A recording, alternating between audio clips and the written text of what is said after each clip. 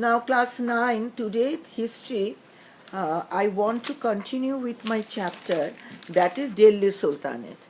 Today, the slave dynasty, 1206-1290. The slave dynasty.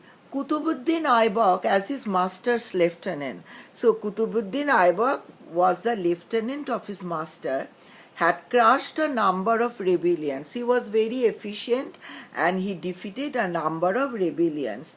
Before his accession to the throne, he was already in possession of many major parts of northern India. Before he occupied the throne, he was already in possession, that is, he was the master or captured many major parts of northern India. He ruled for 4 years only. He ruled only for 4 years, 1206 to 1210, and did not find time to establish a sound system of administration. Within these few years, he did not find any time to establish a sound system of administration. He, however, constructed 2 mosques, one at Delhi, known as Qutubul Islam Mosque, and other at Ajmer. He founded or he constructed 2 mosques, one at Delhi and another at Ajmer. He also started the construction of Qutub Minar, which was completed by Iltutmish, son-in-law of Aibak. So, he also started the construction of Qutub Minar, but he was not able to finish it. It was completed by his son-in-law Aibak. Iltutmish, 1211-1236. Kutubuddin Aibak was succeeded by Aram Shah, but the nobles conspired against him. He was replaced by Iltutmish, who is regarded as the real consolidator of the Turkish conquest in India. He made Delhi his capital and was the first Turkish ruler to introduce a purely Arabic coinage. So Iltutmish was the first Turkish ruler and he introduced purely Arabic coinage. Finding his sons incompetent to rule, he had sons, but his sons were not competent to rule, to take the charge of the ruler. Iltutmish chose his daughter Razia to be his successor. Razia, 1236 to 1240. Razia was brave and led her army in the battlefield. She was very brave and she led the army in the battlefield. But the Turkish nobles were ganging up against her.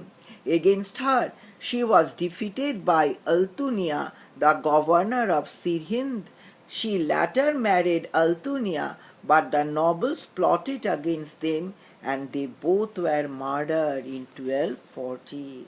So a sad incident. Both Razia and her husband was murdered. Now, page number B90, all of my students, page number B90. Nasiruddin Mahmud, 1246 to 1265, after about 6 years of internal strife. Internal strife means internal conflict. Nasiruddin Muhammad ascended the throne in 1246. Balban, after Muhammad's death in 1266, Balban occupied his throne. He adopted a policy of sternness and severity. Now, the Khaljis, 1290-1320. Balban's successors were very weak. Alauddin Khalji, 1296 to 1316. Alauddin Khiljis. Now, he was the nephew and son-in-law of Jalaluddin and came to the throne by murdering his aged uncle. He embarked on conquest. He raided Malwa and Gujarat and also defeated the Rajput rulers of Ranthambore and Chittor. Actually, the rulers of those days, their main work was to extend their empire, and they did it by conquering other parts of the country. Now, he then turned to the 4 wealthy kingdoms of the Deccan, Yadavas of the Devagiri, the Katayas of the Warangal, Hoshallas of the Darsandra, and the Pandya kingdom with its capital at Madurai. No North Indian army had earlier managed to come so far as the extreme south of the peninsula. The task of conquest of Deccan had been entrusted, the trust of conquest of Deccan had been entrusted by Alauddin to his military commander Malik Kafur. Now, Alauddin entrusted his military work to his commander Malik Kafur.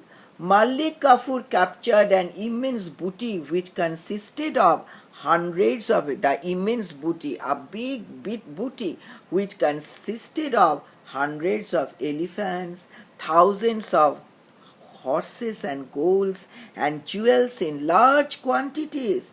But southern India was not annexed. He was not able to annex southern India.